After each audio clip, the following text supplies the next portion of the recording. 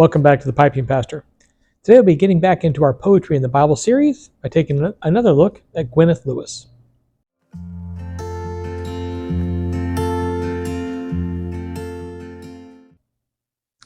Well, I thought that it would be a good idea to start this new year with a Poetry in the Bible video, because that's where this whole channel started.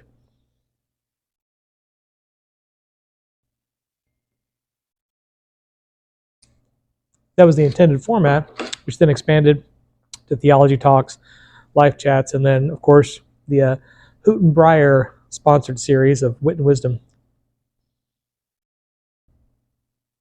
And I had thought to start the new year with one of my new Malcolm Guite books. However, I realized I made an egregious error when I referred to Gwenyth Lewis previously. I mentioned she was the Poet Laureate of Ireland. In point of fact, she was the Poet Laureate of Wales. And I by no means want to upset Mark Welsh Piper, by giving his poet to Ireland.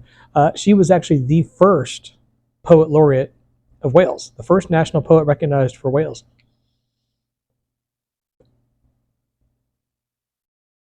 And it's important because she's not only a brilliant poet, she's also bilingual in English and Welsh.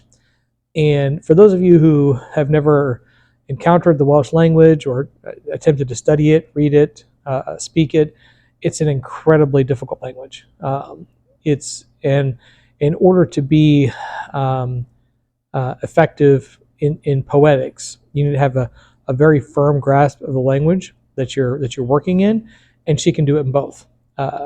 She can be equally as impactful in Welsh as in English.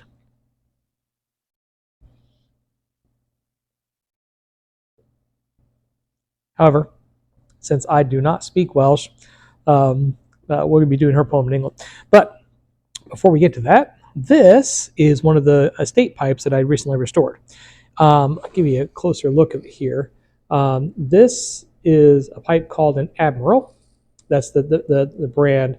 And I had to do a bit of research on this, try to get the focus on there. You can see it's got some grain and rustication on there. It's a nice little Prince. It's a tiny pipe, but it smokes really, really well. No, the brand I had to do a little bit of research on because it's manufactured by another company. But this one here was made in 1904. So nearly 120 years old. Yeah, it works. I have two of these. This one, and then I have a smooth one as well, which is more of like an apple, a straight apple.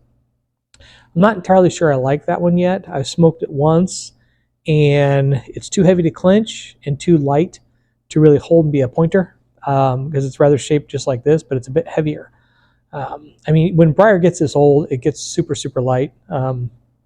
But that one has the walls are just thick enough to make it heavy, and not thick enough to be a good holder. So it's kind of at a weird in between place, which is probably why that one was hardly smoked at all. This one was well loved. This one it took a bit of work to get this one cleaned up and smokable again. But the other one, it was maybe 20-30 minutes of cleaning and scrubbing, and it was good to go. Probably because it's just an odd weight.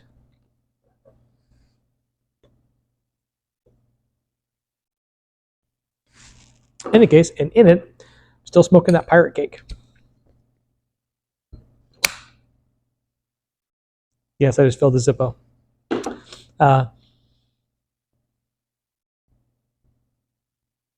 Cliff did warn me that pirate cake can ghost like no other.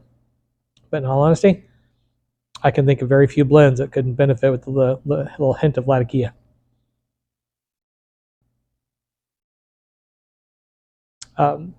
So I'm not too bothered by it really. But on to our poem.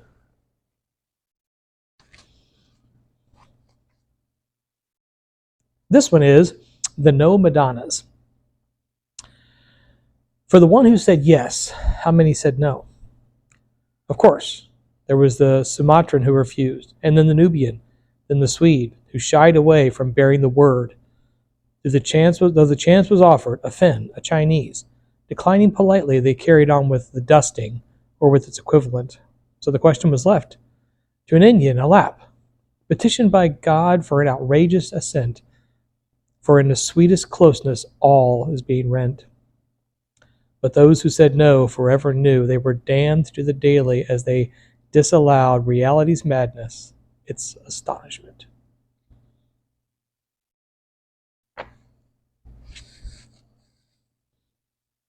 I like this one because it speaks to the doctrine of general revelation. The idea that God reached out and spoke to a bunch of different people in a bunch of different places.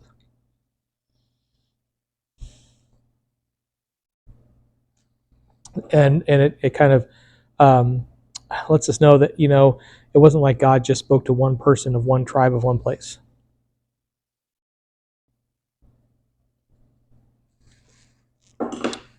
But that there were many who said no to the madness, to the astonishment, to the ludicrous notion that God had called them to do something great. So they carried on with the dusting or its equivalent, carried on with the daily chores and so forth, carried on with the day-to-day operations of whatever it is that they were doing. It's easier to say no and keep on than to say yes and take a risk.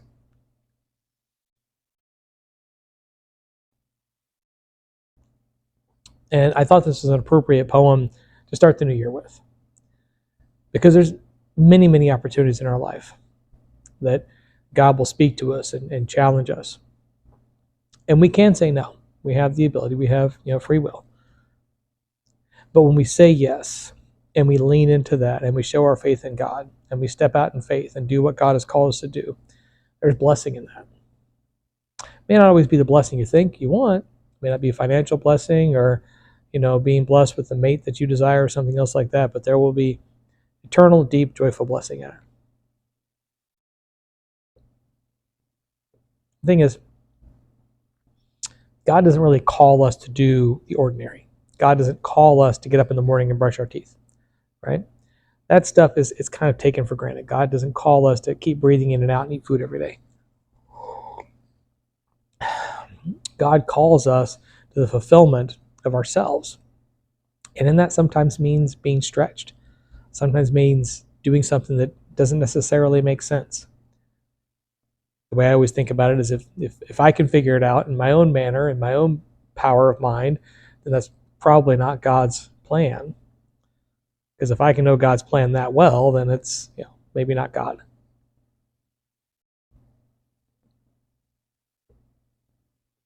But something else in the poem points out is that they missed out on the blessing. They missed out on what could have been, but they weren't destroyed.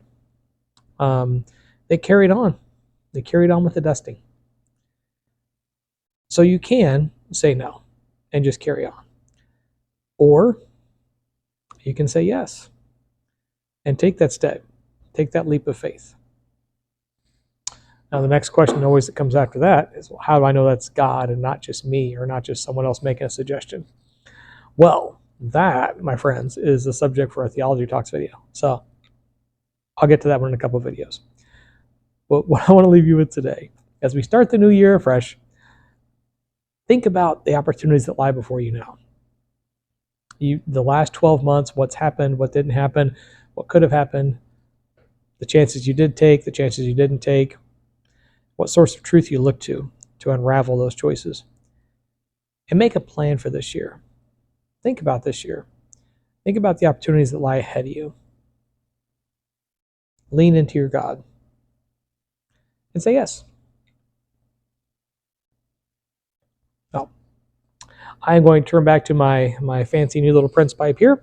I hope you have a great new year. I hope you had a wonderful holiday. I hope you have a lovely week. As always, happy reading.